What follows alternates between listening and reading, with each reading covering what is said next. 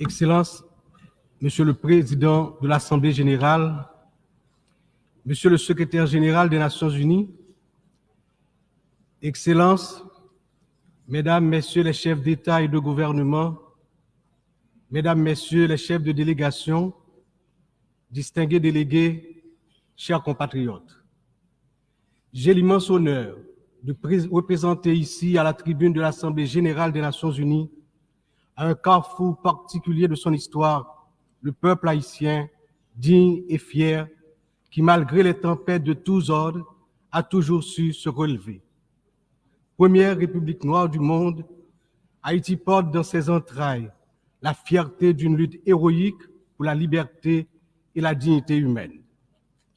Elle se trouve aujourd'hui à un carrefour décisif.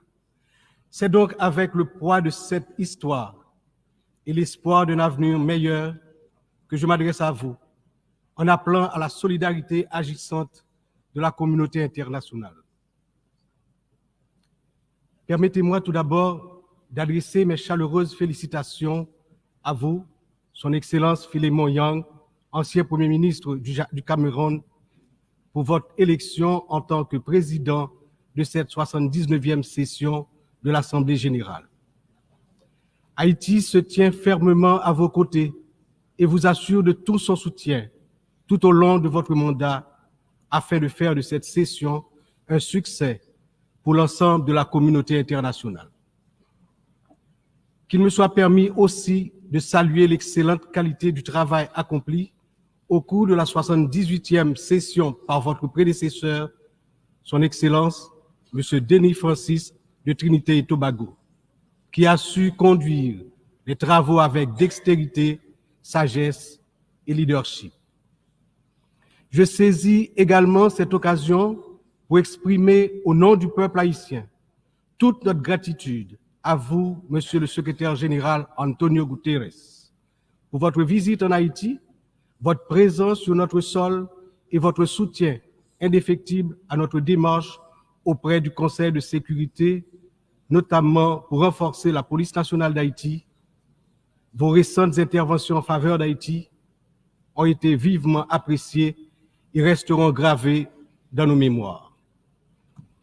Je tiens à exprimer ma plus profonde gratitude à la communauté internationale pour le soutien apporté à mon pays en ces temps de crise. Cette solidarité, qu'elle se manifeste à travers des initiatives de sécurité, d'aide humanitaire ou de soutien au développement, est grandement appréciée.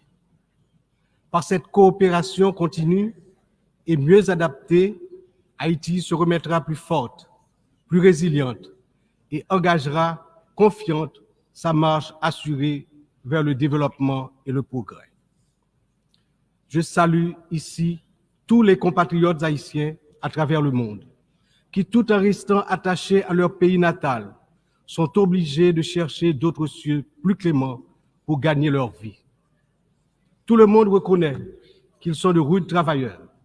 Je veux leur dire, partout où ils se trouvent, que le Conseil présidentiel de transition et le gouvernement pensent à eux en attendant que les conditions soient réunies pour qu'ils reviennent au bercail. J'en profite pour saluer Amnesty International et d'autres organismes opérant dans le domaine de la défense des droits humains qui suivent de près les violations des droits des migrants haïtiens à travers le monde.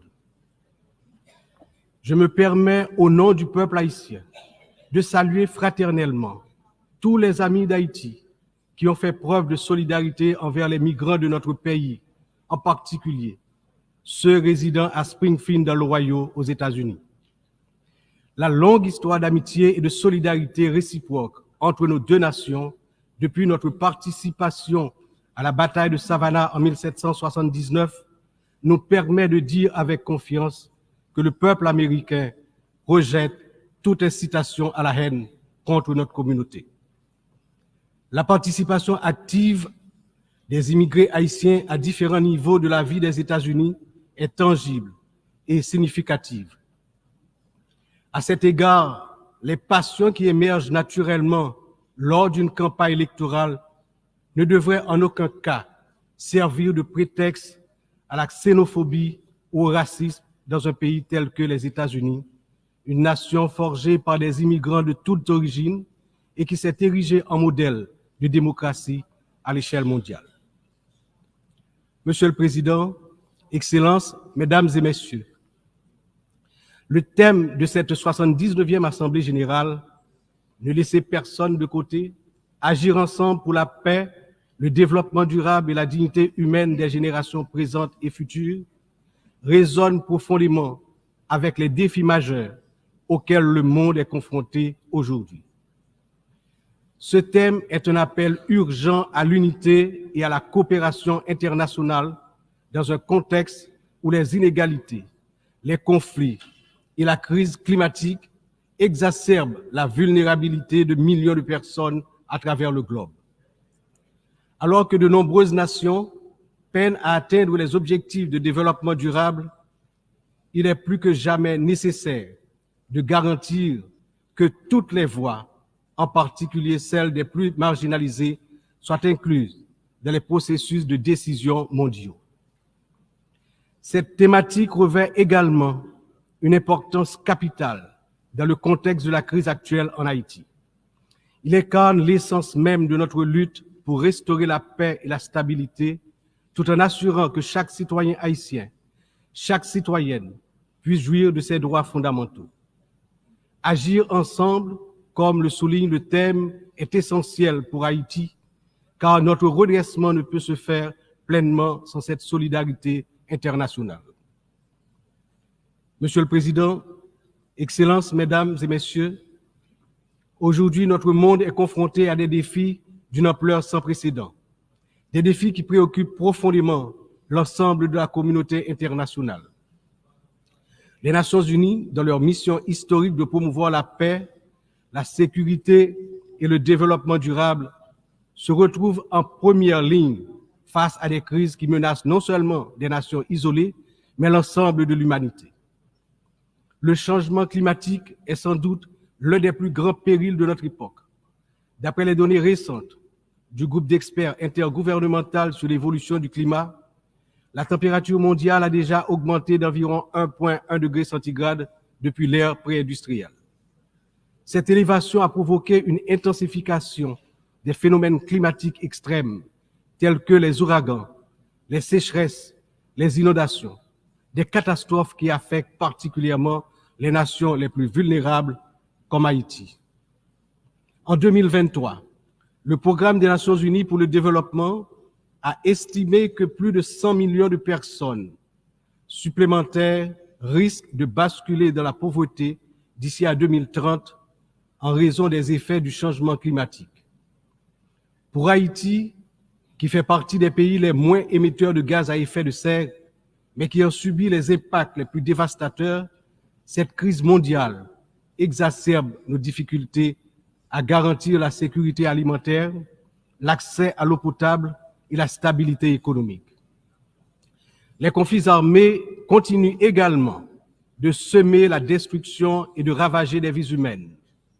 Selon le Haut Commissariat des Nations Unies pour les réfugiés, le nombre de personnes déplacées de force a atteint 110 millions en 2023, un chiffre qui n'a jamais été aussi élevé dans l'histoire de l'humanité.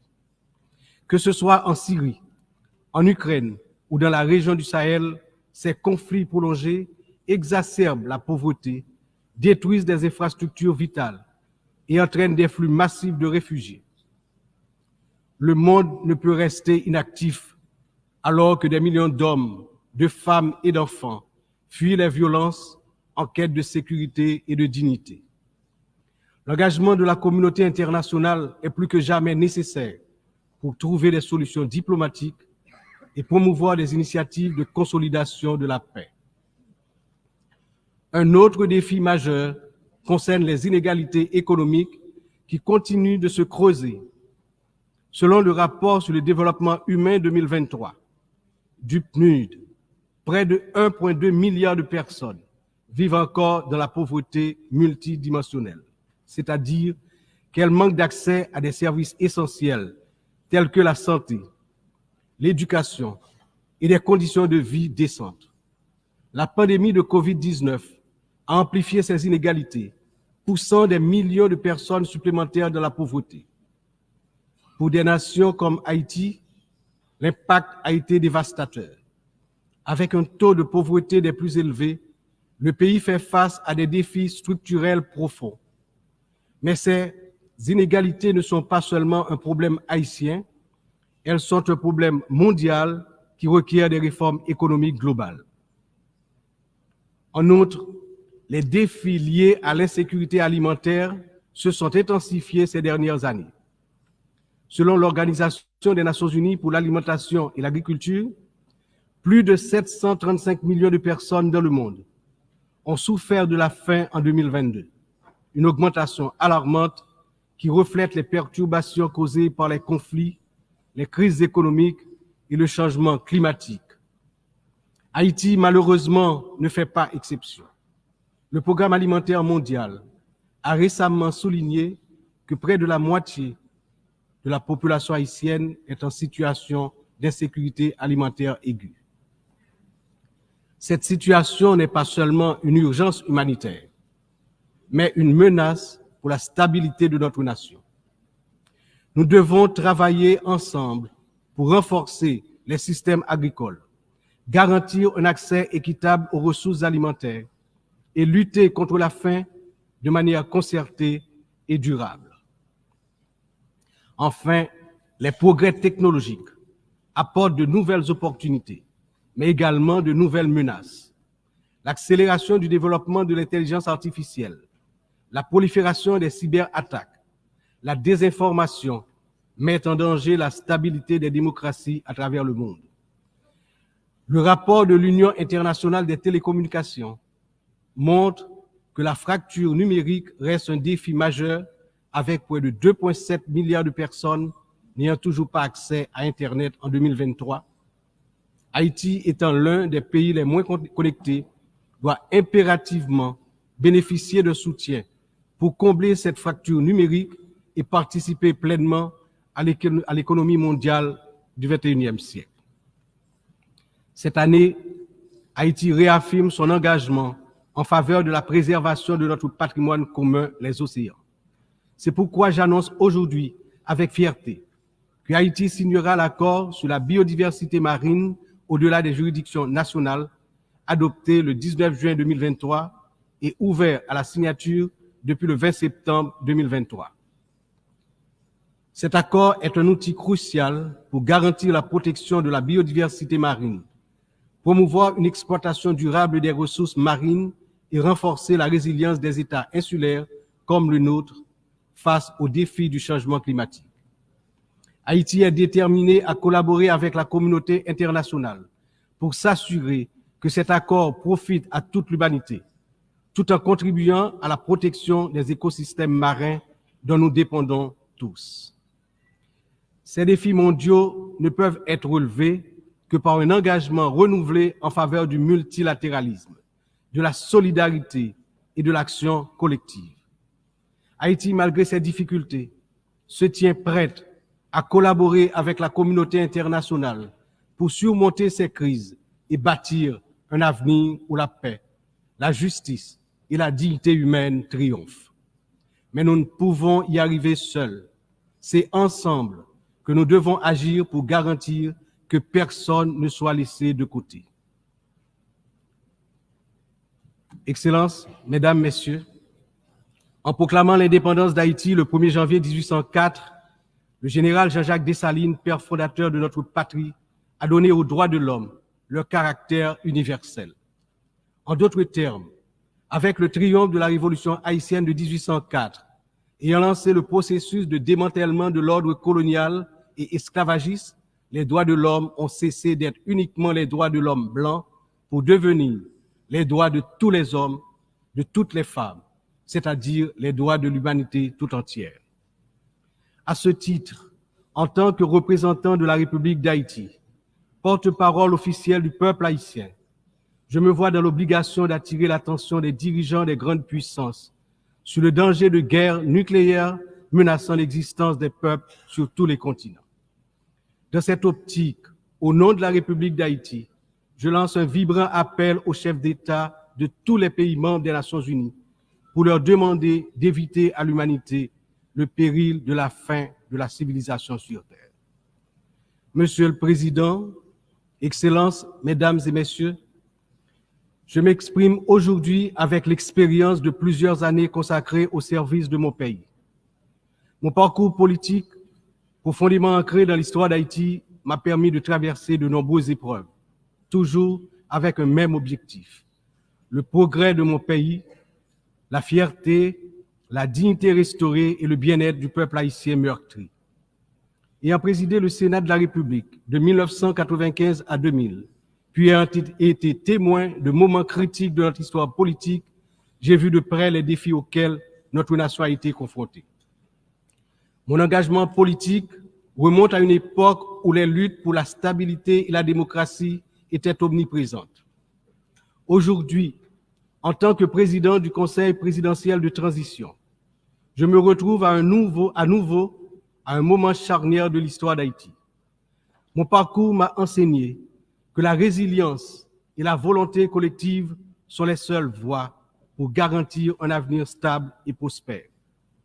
C'est avec cette vision, ce dévouement et la force que confère cette riche expérience politique que je m'engage à conduire la transition déterminée à mener Haïti vers la paix, la sécurité et la démocratie participative par la tenue de la conférence nationale, le renouvellement du personnel politique à travers des élections libres, crédibles, transparentes.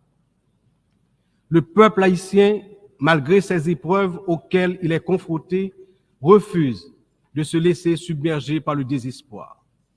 Des défis d'une ampleur sans précédent, une violence dévastatrice, une instabilité politique persistante, une précarité quasi générale et une pauvreté dégradante se posent à son intelligence et à ses capacités d'action. Au milieu de cette tempête, il a compris qu'il lui fallait prendre une décision courageuse, celle de se mettre ensemble, de s'unir malgré les différences profondes pour pouvoir se relever et se mettre en marche, en toute confiance, vers la sortie de la crise multidimensionnelle qui l'afflige depuis déjà trop longtemps. La création du Conseil présidentiel de transition est une matérialisation de cette décision, un exemple tangible de cette volonté de se réconcilier avec soi-même. Ce Conseil qui rassemble organisations de la société civile et toutes les tendances politiques du pays est le fruit de longues négociations. Il incarne la pluralité de la société haïtienne. Sa feuille de route est claire: restaurer la sécurité publique, organiser des élections libres, transparentes à la fin de l'année 2025, rétablir la confiance dans les institutions de l'État. Pour y parvenir, nous, responsables au plus haut niveau de l'État, savons que nous aurons besoin du soutien de la communauté internationale. Mais d'abord, nous devons compter sur nous-mêmes, sur notre résilience, notre capacité à surmonter les divergences, les divisions internes. Il est important de souligner que la résolution des problèmes d'Haïti repose avant tout sur les épaules du peuple haïtien. Il est de notre devoir, en tant que nation souveraine, de prendre en main notre destin, de surmonter les divisions et de construire ensemble un avenir de paix et de prospérité. Cependant, cette responsabilité n'incombe pas seulement à nous. La communauté internationale, les Nations Unies, les puissances étrangères qui ont souvent joué un rôle décisif dans l'histoire d'Haïti ont également une part essentielle dans ce processus de restauration de la paix, de redressement économique, de renouvellement institutionnel et d'établissement d'un État de droit. En ce sens, l'échec d'Haïti à se relever n'est pas seulement celui d'une nation. Il traduit un échec collectif, une incapacité mondiale à respecter pleinement les principes de solidarité, de justice et de coopération internationale. C'est ensemble, avec une responsabilité partagée et un engagement renouvelé, que nous pourrons transformer cette crise en opportunité et tracer une voie durable vers la paix. Aujourd'hui, Haïti fait face à une crise sécuritaire d'une gravité sans précédent. La montée en puissance des gangs armés, la violence généralisée, l'instabilité politique, ont plongé la nation dans un état de vulnérabilité extrême. Les citoyens vivent dans la peur, incapables de circuler librement partout sur le territoire national, d'aller travailler ou d'envoyer leurs enfants à l'école sans risque, notamment dans la région métropole de Port-au-Prince, la capitale. Cette situation affecte tous les aspects de la société haïtienne, fragilise les institutions, paralyse l'économie, mine l'espoir de lendemain meilleur. L'avenir du pays est menacé. 50% de l'effectif des gangs de la région de la capitale sont constitués d'enfants et d'adolescents, filles et garçons. Ils servent souvent de chair à canon lors des opérations contre les forces de l'ordre. Ils sont l'objet de graves violences de toutes sortes, y compris des violences sexuelles. Ces abus et violences exercés contre des enfants et des adolescents doivent être considérés comme un crime contre l'humanité, compte tenu de leurs conséquences sur les générations à venir. Le rétablissement de la sécurité nationale est une priorité absolue pour les autorités haïtiennes. Elles sont pleinement engagées à mettre fin à cette spirale de violence et à restaurer l'ordre afin de garantir à chaque citoyen, à chaque citoyenne, le droit fondamental à la sécurité. Elles sont conscientes que la paix et la stabilité sont les fondements indispensables pour permettre à Haïti de se redresser, de rétablir la confiance dans ses institutions, d'assurer le développement socio-économique du peuple. Dans cette optique, la décision du Conseil de sécurité d'autoriser le déploiement de la mission multinationale d'appui à la sécurité à travers la résolution 2699 a été une réponse directe aux appels du peuple haïtien. Cette mission, bien que n'étant pas une force onusienne classique, incarne l'engagement de la communauté internationale à soutenir Haïti dans sa lutte contre l'insécurité. J'exprime au nom du peuple haïtien ma profonde gratitude aux États contributeurs, notamment au Kenya, pour avoir accepté d'assumer le leadership de la mission, ainsi qu'à tous les pays qui ont apporté leur soutien. Les forces de sécurité nationale, avec l'appui de la mission, ont déjà montré des résultats tangibles sur le terrain permettant à la population de retrouver progressivement une certaine normalité. Beaucoup, néanmoins, reste encore à faire. Haïti a accueilli plusieurs missions des Nations Unies au cours des 3 dernières décennies, notamment la MINUSTA. Si certaines de ces missions ont contribué à stabiliser temporairement le pays, elles ont également laissé un héritage lourd de conséquences. Des allégations de violations graves des droits humains, y compris des abus sexuels, ont ébranlé la confiance du peuple haïtien. L'absence de poursuite et de réparation pour les victimes a renforcé un sentiment d'impunité, minant ainsi les efforts de reconstruction. Il n'est cependant jamais trop tard pour bien agir et pour tirer des leçons du passé.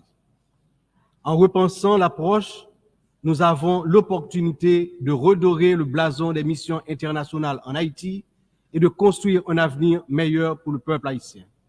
C'est dans cet esprit que nous souhaitons voir amorcer une réflexion sur la transformation de la mission de soutien à la sécurité en une mission d'opération de maintien de la paix sous mandat de l'Organisation des Nations Unies. Cette transformation permettrait non seulement de sécuriser un financement plus stable et d'élargir les capacités de la mission, mais également de renforcer l'engagement des États membres en faveur de la sécurité en Haïti. Je suis convaincu que ce changement de statut, tout en s'assurant que les erreurs du passé ne se répètent pas, garantira le plein succès de la mission en Haïti. Excellences, Mesdames et Messieurs, je me tiens aujourd'hui devant cette Assemblée en tant que voix de la République d'Haïti, pays dont l'histoire est inextricablement liée aux idéaux de liberté et de justice que nous célébrons tous ici. Mais Haïti, la première nation noire indépendante du monde, est aussi la grande victime d'une injustice historique qui a non seulement retardé son développement, a aussi marqué son peuple d'un fardeau dont les répercussions se font encore sentir. En 1825, à peine 21 ans après avoir gagné sa liberté au prix d'une lutte héroïque, Haïti a été contrainte de payer une dette colossale à la France, pays colonisateur, en échange de la reconnaissance de son indépendance. Cette rançon imposée sous la menace a siphonné les ressources de la jeune nation, la plongeant dans un cycle infernal d'appauvrissement dont elle peine toujours à sortir. Cette dette a été une forme de punition pour sa hardiesse à se libérer des chaînes de l'esclavage et hisser l'être haïtien à la dignité de l'homme. Elle a été une pénalité injuste qui a asphyxié le potentiel économique et social du peuple noir d'Haïti pendant des générations. Dans le contexte d'aujourd'hui, où plus que jamais, l'attention est portée sur les efforts pour restaurer sans délai la sécurité et répondre aux immenses besoins humanitaires en Haïti, il me paraît important d'attirer l'attention de l'Assemblée sur les séquelles du passé colonial et des rançons payées à certaines puissances qui ont largement hypothéqué le développement d'Haïti. Il n'est pas sans intérêt de rappeler qu'Haïti a été le seul pays à avoir payé pour son indépendance, obtenue pourtant dans le feu et dans le sang. À la veille du bicentenaire de cet événement inédit dans l'histoire du monde, n'est-il pas venu le moment de la restitution des montants consentis?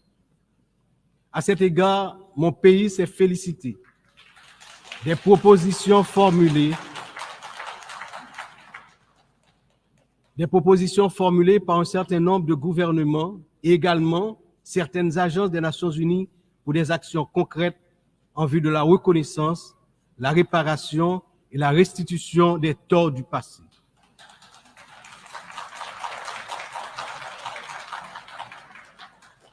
Haïti a confiance sans réserve dans l'Organisation des Nations Unies, dont les piliers sont la lutte pour l'égalité entre les peuples et le maintien de la paix entre les nations, pour jouer son rôle notamment dans la mise en place des mécanismes appropriés pour faciliter le dialogue entre les pays victimes de la colonisation et les anciennes puissances coloniales.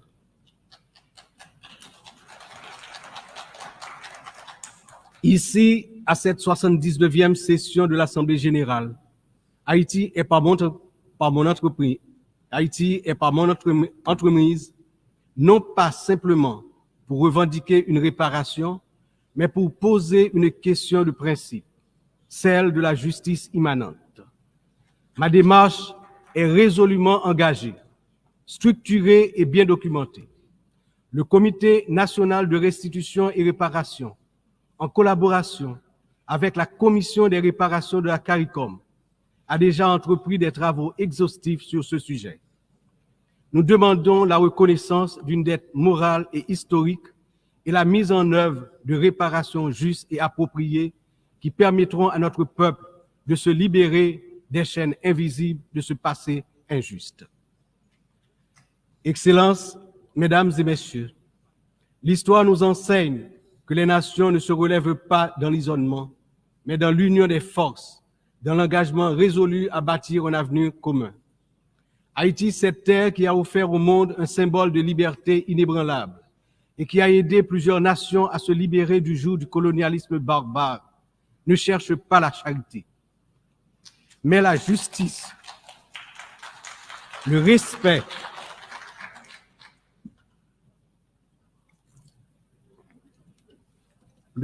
de sa dignité et de son droit à une existence digne et prospère. Les défis auxquels nous sommes confrontés aujourd'hui sont certes immenses, mais ils ne sont pas insurmontables. Il exige de nous tous une vision partagée, un sens profond de notre humanité commune et la détermination à transformer les crises en occasion de renouveau. Chaque nation, grande ou petite, riche ou vulnérable, porte une part de l'avenir collectif entre ses mains. C'est dans cette interdépendance que réside la force véritable du multilatéralisme. Que ce débat général soit le moment où nous réaffirmons notre engagement indéfectible envers la paix, la dignité humaine et le développement durable, car ce que nous faisons aujourd'hui résonnera dans les siècles à venir. L'histoire jugera la manière dont nous aurons su répondre aux défis de notre temps. Ensemble, Dans un esprit de solidarité et de coopération, nous pouvons et nous devons construire un avenir où aucun peuple, aucune nation ne sera laissé pour compte. Vive Haïti! Vive la coopération internationale! Demain, un autre pays, demain, un autre monde. Je vous remercie pour votre attention.